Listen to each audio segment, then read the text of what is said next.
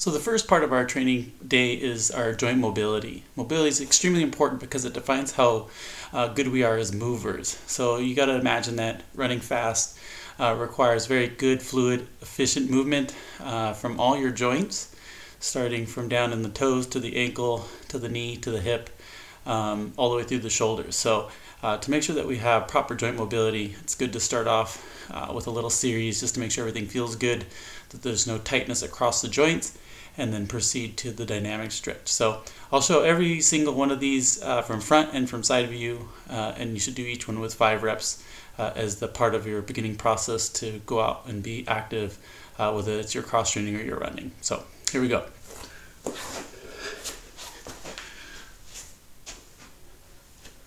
So our first joint mobility will be dorsiflexion and ankle plantarflexion.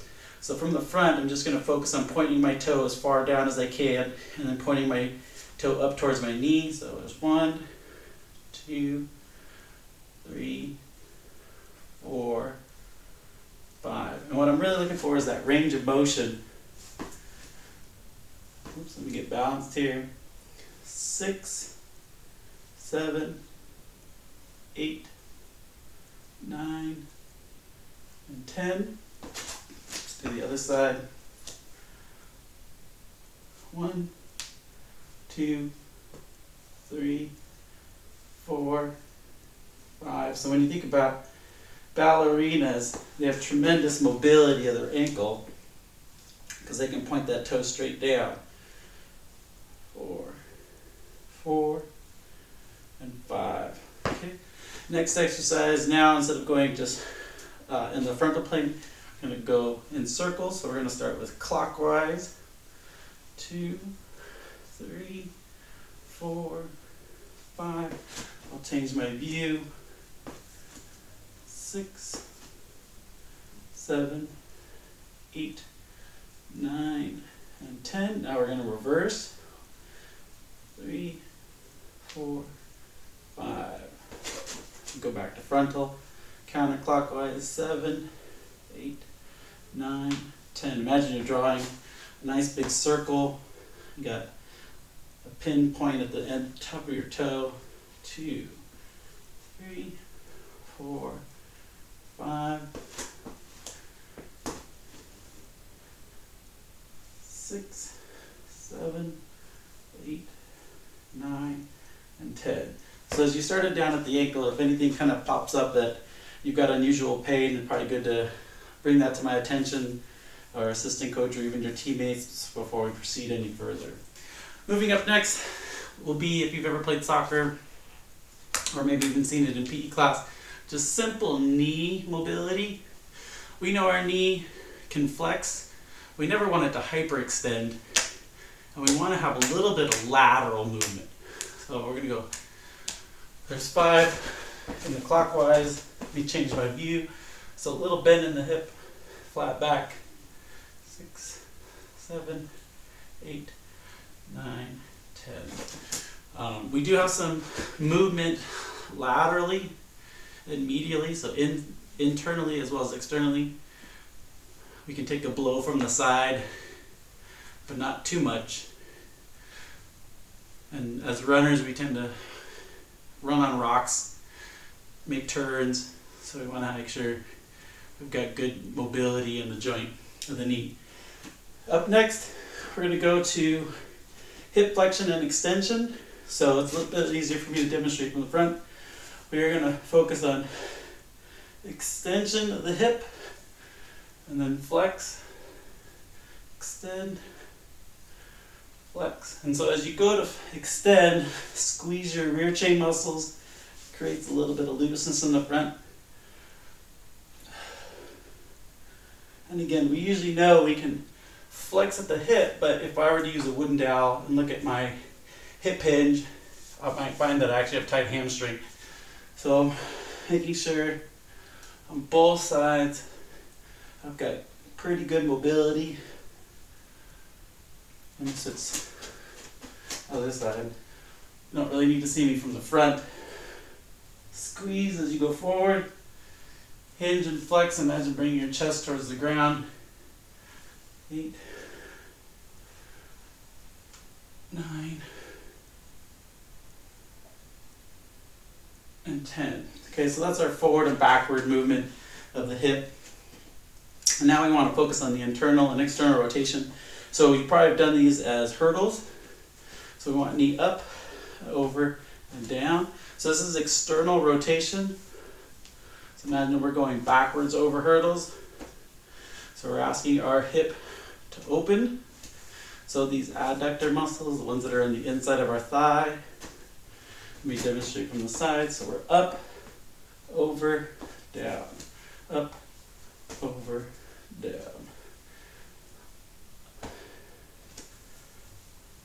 7, 8, 9, and I've got a bench here in front of me I could use as a marker.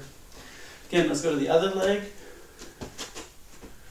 Up, open, open, open. Make sure you have a flexed ankle. 4, 5,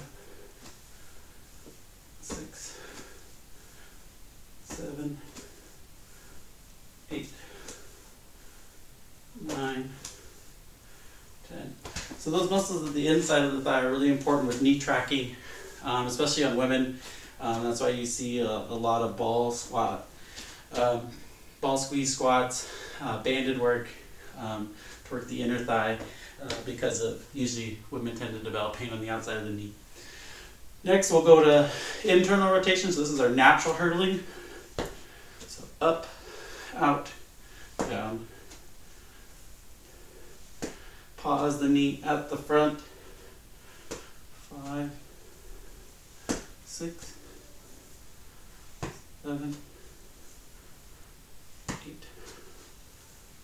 Try to come up over the top of your opposite knee so that ankle is up. 9, and 10. Other side. 1, 2, 3, 4, 5, 6, 7. And again, with mobility, we're really just making sure we have good movement around the joint itself. It's going to be really important as you want to run faster. 9. So you do these drills over and over and over, you develop a little bit more mobility at these joints. Moving up, arm circles. Let me scoot back just a smidge so I get back in the picture. Big rotation. Focusing at the shoulder joint.